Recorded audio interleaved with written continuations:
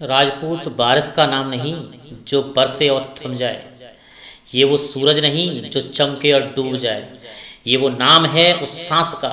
ये नाम है उस सांस का जो चले तो जिंदगी और थमे तो मौत बन जाए। जी हाँ कमांडोज, जय हिंद, जय भवानी, जय राजपूताना मित्रों और मेरे कमांडोज। मैं योगी दागरे वायराज डिफेंस क्लासेस चैनल पर आपका हार्दिक अभिनंदन और स्वागत करता हूं। तो कमांडोज, महान स्वाभिमानी क्षत्रिय कुलभूषण हिंदुआ सूरज, सनातन धर्म की आन बान शान, माँ भारती के वीर सपूत वीर शिरोमणि पृथ्वीराज चौहान की 854वीं जयंती समारोह के उपलक्ष्य में सभी क्षत्रियों, सभी राजपूतों और मेरे कमांडोज को हार्दिक बधाइयाँ और शुभकामनाएं। कमांडोज, बहुत ही हर्ष के साथ मैं आपको सूचित कर रहा हूँ कि मेरी जो वीडियो मैंने बनाई है बहुत ही ज़बरदस्त है। वास्तव में हमारे वास्तविक इतिहास को प्रकट करती है। पर कमांडोज, बस एक शिकायत है वर्तमान शासन से कि अपना सब कुछ अपना होते हुए भी अब तक जैसा भी जिसकी भी सरकारें रही हों, हमें इससे कोई लेना देना नहीं है। वास्तव में अब ऐसी सरकार है जो वास्तविकता समझती है। बस एक उम्मीद है कि हम इस कांग्रेसी इतिहास को क्यों पढ़ें।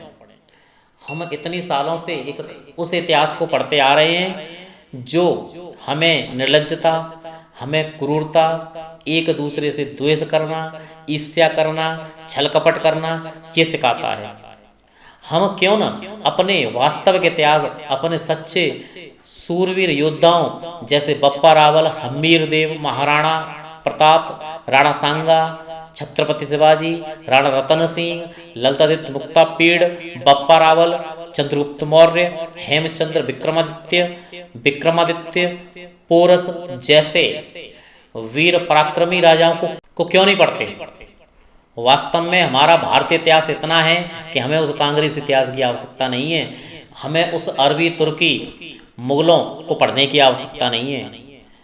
निसंदेह मुझे ऐसा विश्वास है कि हमारी तत्कालीन और आगामी पीढ़ियां पराक्रमी सूरवीरों योद्धाओं के उस गौरवशाली इतिहास को पढ़ेंगे तो उनमें स्वदेश प्रेम, भातृत्व प्रेम, देश प्रेम की भावना जागृत होगी और निसंदेह और निश्चित ही प्रत्येक घर में आज़ाद और वीर भगत सिंह जैसे वीर पुरुष पैदा होंगे। तो कमांडोज, मैं योगी दाकरे सभी उन सनातन धर्म की सेनाओं, उन संगठनों, उन संघों से, चाहे वो आरएसएस हों, चाहे वो विश्व हिंदू परिषद हो, एबीवीपी हो, करणी सेना हो, अखिल भारतीय क्षत्रिय महासभा हो, जितने भी हमारे क्षत्रिय राजपूतों के संगठन हैं, उन सबसे विनम्र निवेदन है कि मेरी ये वीडियो, मेरी ये आवाज़ उस शासन तक पहुँचे, उन सद्बुद्धि लोगों तक पहुँचे और वास्तव में इनमें परिवर्तन हो तो निसंदेह वो भारत अलग ही होगा। तो आइए कमांडोज, बात करते हैं चौहान वंश के बारे में, जिससे रिलेटेड फैक्ट्स सारे कॉम्पिटिटिव एग्जामों में अच्छी तरह से आते हैं। तो फुल डिटेल में पढ़ेंगे जो शायद आपने कभी नहीं पढ़ा होगा। तो बस स्टार्ट करते हैं। चौहान वंश, इसे चाहमाड़ वंश के नाम से भी जाना जाता है। चाहमाड़ का शाब्दिक अर्थ चतुर्भुज है। यह वंश 7वीं सदी से 12वीं सदी तक चला। चौहानों की कुलदेवी शाकंभरी और आशापुरा देवी मानी जाती हैं, क्योंकि ये शाकंभरी चौहान के नाम से प्रसिद्ध थे। ये क्षेत्र सांबर का क्षेत्र शाकंभरी क्षेत्र कहलाता था, यानी सांबर और अजमेर के आसपास के क्षेत्र को शाकंभरी क्षेत्र के नाम से जाना जाता है। चौहान वंश की 24 शाखाएं हैं। वहीं चौहान वंश की उत्पत्ति अग्निकुंड सिद्धांत से मानी जाती है। बताया जाता है 4 ऋषियों के तप से चाहमाड़ वंश की उत्पत्ति हुई। अब बात करते हैं चौहान वंश का संस्थापक कौन था। तो चौहान वंश का वास्तविक संस्थापक वासुदेव को कहा जाता है। 551 एडी में इन्होंने चौहान वंश की स्थापना की। इसकी जानकारी गुणभद्र के लिखे शिलालेख बिजौलिया शिलालेख से मिलती है। ये भी क्वेश्चन पूछा जाता है कि चौहान वंश के बारे में जानकारी किस शिलालेख से मिलती है या किस अभिलेख से मिलती है। एक क्वेश्चन ये आ जाता है कि चौहान वंश का संस्थापक कौन था। आइए बात करते हैं वासुदेव के बारे में, वासुदेव चौहान के बारे में। तो वासुदेव चौहान ने सांवर झील का निर्माण कराया। वहीं शाकंभरी देवी जो कि इनकी कुलदेवी थी, उनके मंदिर का निर्माण कराया। बताया जाता है चौहानों का मूल स्थान जांगल प्रदेश था, जिसे सपादलच्छ या सांवर क्षेत्र कहा जाता है। इनकी प्रारंभिक राजधानी अहिछत्रपुर थी, जिसे वर्तमान में नागौर कहा जाता है, जो कि राजस्थान का एक जिला है। वैसे तो चौहान वंश में बहुत से राजाओं ने शासन किया, लेकिन केवल हम प्रतापी शासकों के बारे में ही बात करेंगे, जो हमारे कॉम्पिटिटिव एग्जाम की दृष्टि से ही महत्वपूर्ण है और हमें सीखना भी चाहिए। हमें भी पता होना चाहिए कि हमारा वास्तविक इतिहास क्या है, क्या हम वही कांग्रेस इतिहास पढ़ते रहेंगे। तो बात करते हैं कमांडोज अगले प्रसिद्ध शासक विग्रहराज द्वितीय के बारे में। इनका कार्यकाल 971 एडी से 998 एडी चला। इन्होंने गुजरात के मूल राजफस्ट को, जो कि चालुक्य राजा था, उसको हराया। वहीं आशापुरा देवी के मंदिर का निर्माण कराया, जो कि इनकी कुलदेवी थी, आराध्य देवी या कुलदेवी थी, शाकंभरी और आशापुरा देवी। वहीं अगले सुप्रसिद्ध शासक अजयराज के बारे में बात करें। अजयराज का कार्यकाल 1113 से 1133 चला, एडी तक चला, ईस्वी तक चला। इन्होंने मालवा के परमार नरवर्धन को हराया। वही सिंहासन आरूढ़ होने पर अपनी पत्नी और अपने नाम से चांदी के सिक्के जारी किए। वहीं 1113 में अजय मेरू पर्वत पर अजमेर की स्थापना की। बहुत ही ज़्यादा मोस्ट इम्पोर्टेंट क्वेश्चन बनता है यहाँ से कि अजमेर की स्थापना किसने की? अजयराज चौहान ने। वहीं इसी अजय मेरू पर्वत पर तारागढ़ किले का निर्माण कराया। वहीं एक एक्स्ट्रा फैक्ट कमांडो बन जाता है यहाँ से कि अजमेर को और किन किन उपनामों से जाना जाता है। तो बात करते हैं, अजमेर को राजस्थान का हृदय कहा जाता है, क्योंकि आप राजस्थान का जो नक्शा देखेंगे उसमें बीचों बीच में ही अजमेर बना हुआ है। वहीं अजमेर जब सेंट्रल हेड में बना हुआ है तो सारे राजपूताने की कुंजी, यानी अगर अजमेर को जीत लिया तो राजपूताने को जीत लिया, तो इसे राजपूताने की कुंजी। शाहजहां के बेटे दारा सिकोह का जन्म यहीं इसी अजय मेरू पर्वत तारागढ़ के किले में हुआ। अगले प्रतापी शासक अडोराज या आनाजी के बारे में बात करें, जिन्हें आनाजी के नाम से भी जाना जाता है। इनका कार्यकाल 1133 से 1153 चला। वहीं कुछ पुस्तकों में भ्रांति भी है सन को लेकर के, कोई दिक्कत नहीं, हमें तो अपने ऑब्जेक्टिव क्वेश्चंस के आधार पर ही डेट मैंने निर्धारित की है। बात करें अडोराज या आनाजी के बारे में, तुर्क आक्रमणकारियों आनाजी ने अपने नाम से आना सागर झील का निर्माण कराया। वहीं बताया जाता है कि अडोराज या आनाजी के पुत्र जगदेव ने इनकी हत्या कर दी। तो चौहान वंश का पितृंता जगदेव को कहा जाता है। चौहान वंश का पितृंता जगदेव को कहा जाता है। वहीं अगले प्रसिद्ध शासक विग्रहराज चतुर्थ या बीसलदेव के बारे में बात करें, इन्हें बीसलदेव के नाम से भी जाना जाता है। वास्तव में विग्रहराज चतुर्थ के समय को चौहान वंश का स्वर्णकाल या पूरे चौहान शासनकाल का स्वर्णकाल कहा जाता है, classical age of Chauhan dynasty. वहीं बताया जाता है कि विग्रहराज चतुर्थ ने दिल्ली के तोमरों को हराया, जो कि पहली बार हुआ राजस्थान में, और दिल्ली पर शासन किया। इन्हीं के शासनकाल में सरस्वती कंठा वर्ण विद्यापीठ का निर्माण किया गया, जिसे कालांतर में कुतुबुद्दीन ऐबक ने तुड़वा करके 2.5 दिन का झोपड़ा मस्जिद का निर्माण कराया, जो राजस्थान की पहली मस्जिद कही जाती है। अगर हम बात करें सरस्वती कंठा वर्ण विद्यापीठ की, संस्कृत विद्यालय था। विग्रहराज चतुर्थ बीसलदेव बहुत ही प्रतापी शासक थे। वहीं दूसरी ओर इन्हें कविताओं का भी शौक था। इन्होंने कवि बांधव की उपाधि धारण की। बताया जाता है ये इतने तेज थे या विद्वान थे कि इनकी विद्वता की तुलना कालिदास और भवभूति से की जाती है। इन्होंने हरकेली नामक संस्कृत के नाटक की रचना की। दरबारी विद्वान सोमदेव और नरपतनालय, सोमदेव ने ललित विग्रहराज, वहीं नरपतनालय ने बीसलदेव रासों की रचना की, जो कि सुप्रसिद्ध रचनाएं और कई पेपरों में आई हैं।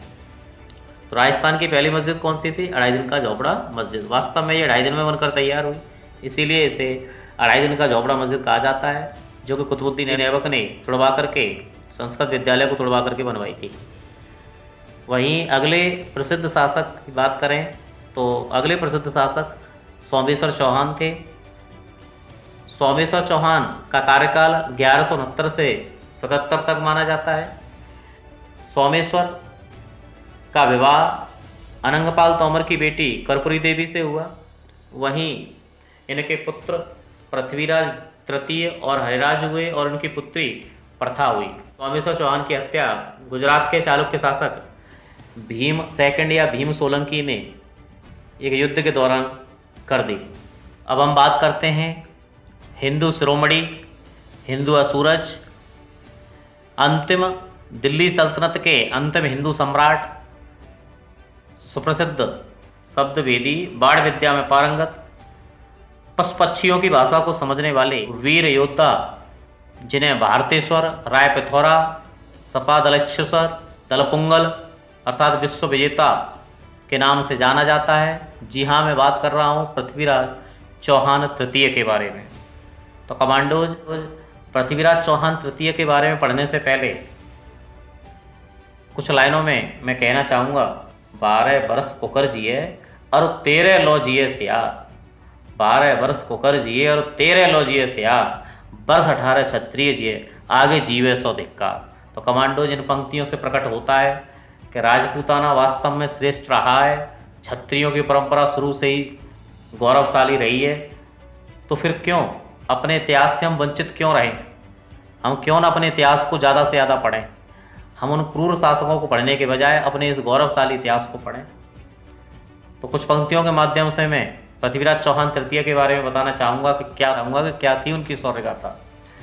इस हिंसा के मंच पर हम नहीं खेला करते हैं, इस हिंसा के मंच पर हम नहीं खेला करते हैं, जो भी हो उसे माफ़ किया करते हैं, जो भी हो उसे माफ़ किया करते हैं। आया था वो गौरी भी कई बार, आया था वो गौरी भी कई बार, माफ़ कर दिया था पृथ्वीराज ने हर बार, माफ़ कर दिया था पृथ्वीराज ने हर बार। किसने सोचा था एक देशद्रोही, किसने सोचा था एक देशद्रोही हम में से निकल आएगा, सदियों तक जयचंद कहलाएगा, सदियों तक जयचंद कहलाएगा। उस पृथ्वीराज ने भी बता दिया था, उस पृथ्वीराज ने भी बता दिया था कि शेर कुत्तों के आगे सर झुकाया नहीं करते, और जो झुक जाए तो वो इतिहास लिखाया नहीं करते। तो कमांडोज, हम बात करते हैं अंतिम हिंदू सम्राट पृथ्वीराज चौहान तृतीय के बारे में, जिनका कार्यकाल 1178 से 1192 चला। एक संक्षिप्त वर्णन, पृथ्वीराज चौहान तृतीय को भारतेश्वर, राय पिथौरा, सपादलेश्वर, दलपुंगल अर्थात विश्व विजेता के नाम से जाना जाता है। वास्तव में कमांडोज, अगर हम पृथ्वीराज चौहान तृतीय के बारे में बात करें, कवियों ने भी इनके बारे में कहा है कि ये पराजित विजेता थे, वास्तव में जिन्होंने मरते दम तक अपने शत्रु को नहीं छोड़ा। ऐसे राजपूत धरती पर बहुत ही कम अवतरित होते हैं। बताया जाता है जब इनके पिता की मृत्यु हुई तो ये मात्र 11 वर्ष के थे, ताकि मंत्री और अपनी माँ के संरक्षण में इन्होंने शासन संभाला। इनके पराक्रम के किस्से तो बचपन से ही प्रसिद्ध थे। बताया जाता है 12 वर्ष की उम्र में इन्होंने शेर का जबड़ा फाड़ दिया। वहीं इनका जन्म 1166 में गुजरात के पाटण में हुआ। वहीं इनके पिता सोमेश्वर सिंह चौहान, वहीं माता कर्पूरी देवी, वहीं इनके भाई का नाम हरिराज और बहन का नाम प्रथा था।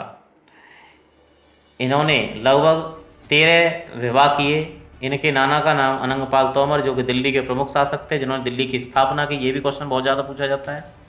इनके गुरु का नाम श्री राम जी, और इनके संरक्षक के तौर पर, बॉडीगार्ड के तौर पर कदम्बवास या कैमास का नाम आता है और भवन मल्ल का नाम आता है। वहीं इनके दरबारी विद्वानों और मित्रों में जो मित्रता के किस्से लोग गाते हैं, छत्रबरदाई, जिन्होंने पृथ्वीराज आसू की रचना की, इनके प्रमुख दरबारी विद्वान थे। इनके युद्धों की अगर हम बात करें तो 1182 में एक भंडानक जाति का दमन किया इन्होंने, जो कि भरतपुर अलवर का दमन करना चाहती थी। वहीं जब इनके पराक्रम के किस्से, इनके शौर्य गाथाओं किस्से इनके नाना ने सुने, क्योंकि नाना के कोई संतान नहीं थी, तो इन्होंने इनके पिता सोमेश्वर चौहान जी से विनम्र निवेदन किया कि वो दिल्ली को संभालें। इस प्रकार पृथ्वीराज चौहान ने बाद में दिल्ली और अजमेर दोनों का शासन संभाला। चौहान वंश में एकमात्र ऐसे शासक थे जिन्होंने 2 जगह का शासन संभाला। तो बताया जाता है इतनी जब साम्राज्य विस्तार हो गया, पड़ोसी राजाओं ने इनसे ईर्ष्या करना शुरू कर दिया। उन्हीं पड़ोसी राजाओं में गहड़वाल वंश, कन्नौज शासक जयचंद का नाम आता है। जयचंद मन ही मन इनसे नफरत करने लगे। वहीं बताया जाता है कि कन्नौज के शासक राजा जयचंद ने एक बार अश्वमेघ यज्ञ किया, जिसमें इन्हें और इनके कई मित्र राजाओं को कोई निमंत्रण नहीं दिया। वहीं जब ये दिल्ली का शासन संभाल रहे थे तो इनका मिलन कन्नौज के शासक जयचंद की बेटी, गहड़वाल वंश के शासक जयचंद की बेटी संयोगिता से हुआ। दोनों मनी मन एक दूसरे से प्रेम करने लगे और अंतिम घड़ी में जब राजा जयचंद को ये पता चला तो उसने गुप्त रूप से संयोगिता का स्वयंवर कराया, जिसमें इनको निमंत्रण नहीं दिया, पृथ्वीराज चौहान को निमंत्रण नहीं दिया, परंतु चंद्रवरदाई के सहयोग से स्वयंवर के दौरान ही ये पहुँचे और संयोगिता को वहाँ से उठा ले आए। वहीं 1100 इससे राजा जयचंद और नाराज हुआ और उसने उसके अंदर प्रतिशोध की ज्वाला जलने लगी। वहीं 1182 में तुमुल के युद्ध में, तुमुल का युद्ध हुआ महोबा यूपी में, जो कि महोबा में पड़ता है तुमुल, महोबा यूपी में हुआ। बताया जाता है महोबा के शासक परमार्ददेव चंदेल के सेनापति आलाउदल से इनका युद्ध हुआ, जिसको ये जीत गए। परंतु कुछ किंवदंतियों के अनुसार, कुछ ग्रंथों के अनुसार इस युद्ध में इनकी हार भी मानी जाती है। वहीं अगर हम जगनिक के आलाखंड को देखें तो जगनिक के आलाखंड में लगभग 52 युद्धों का वर्णन है, पृथ्वीराज चौहान और आलाउदल के युद्धों का। बताया जाता है महोबा में आलाउदल के किस्से बहुत प्रसिद्ध हुए हैं। कुछ पंक्तियाँ इतनी फेमस हैं कि मैं आपको बताता हूँ। बड़े लड़ैया महोबा वाले, बड़े लड़ैया महोबा वाले जिनसे हार गई तलवार, बड़े लड़ैया महोबा वाले जिनसे हार गई तलवार, पानीदार यहाँ का पानी, पानीदार यहाँ का पानी, आग यहाँ के पानी में, पानीदार यहाँ का पानी, आग यहाँ के पानी में, गढ़ महोबे के आला उदल, गढ़ महोबे के आला उदल, जिनकी मार सही न जाए, जिनकी मार सही न जान, बड़े लड़ैया महोबा वाले। तो कमांडोज आलाउदल के किस्से आपने भी बहुत सुने होंगे, आलाउदल के किस्से बहुत प्रसिद्ध हुए हैं। तो आलाखंड के अनुसार, आलाखंड जो कि जगनिक ने लिखी, उनके अनुसार आलाउदल ने पृथ्वीराज चौहान को हराया, परंतु पृथ्वीराज रासो के अनुसार 1182 में, वहीं 1182 में तुमुल के युद्ध में परमार्ददेव चंदेल को हराया और उनके सेनापति आलाउदल को भी हराया। वहीं अगर हम आगे की बात करें तो अफगानिस्तान के काबुल का एक शासक जो कि गजनी से आया, मोहम्मद गौरी को इन्होंने 16 बार माफ़ किया। गौरी का संक्षिप्त वर्णन भी पढ़ लेते हैं। गौरी ने अपना पहला आक्रमण 1175 में मुल्तान पर किया, जिसमें वो जीत गया, जिससे उसका साहस बढ़ गया। वहीं दूसरा आक्रमण जब उसने 1178 में पाटन गुजरात पर किया तो मूलराज सेकंड, जिसके संरक्षिका उनकी माँ नायका देवी थी, उससे वहाँ से इसे हार मिली और यह दोबारा गजनी वापस लौट गया।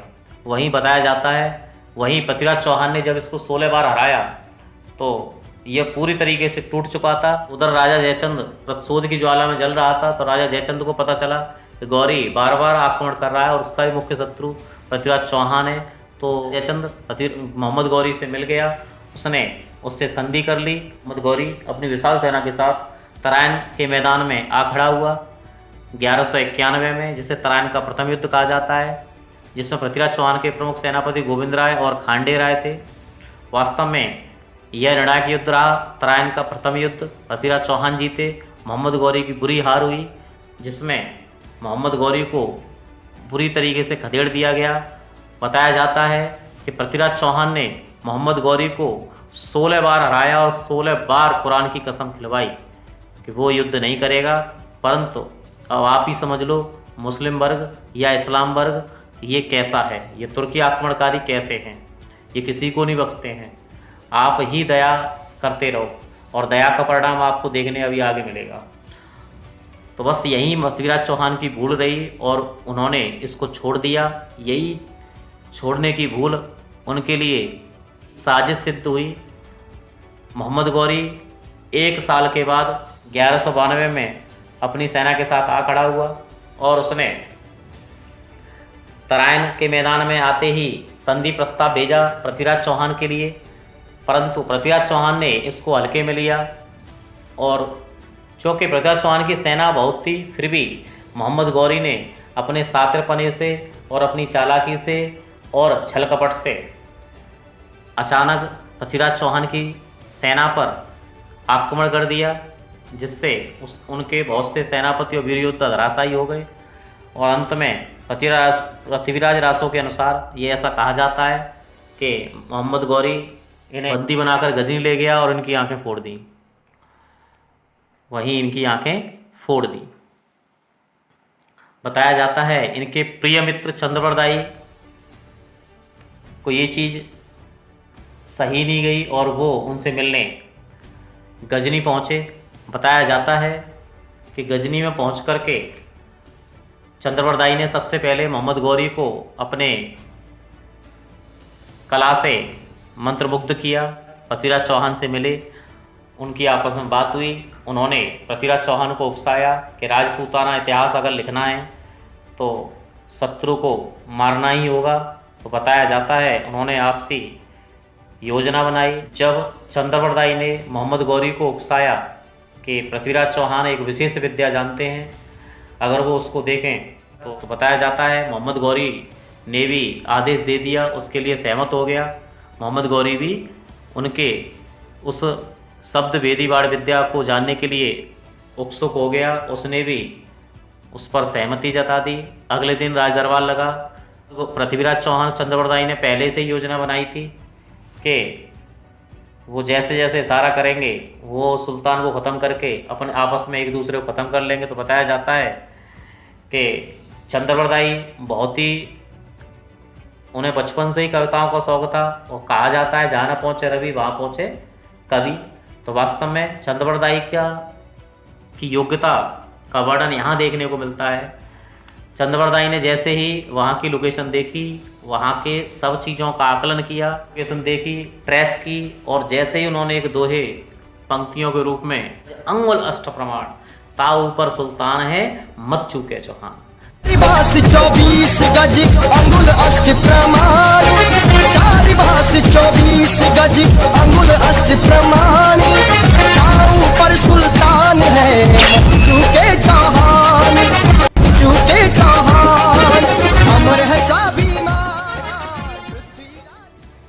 जैसे ही ये शब्द कहे तो बस पृथ्वीराज चौहान ने के अंदर ऊर्जा जाग गई। और सुनिए क्या हुआ। उठाया धनुष जब चौहान ने, बीते लम्हे को याद किया, चीख भी ना पाया गौरी, चीख भी ना पाया गौरी, तीर गले के पार किया। तो बस जैसे ही ये पंक्तियां पढ़ी, पृथ्वीराज चौहान ने तुरंत ऐसा बाण चलाया कि एक ही बाण में मोहम्मद गौरी धराशायी हो गया और उन दोनों वीर योद्धाओं ने एक दूसरे के चाकू भोंक लिए और इस तरीके से दिल्ली का अंतिम हिंदू सम्राट अपने पराजित होकर के भी और विजेता बन गया।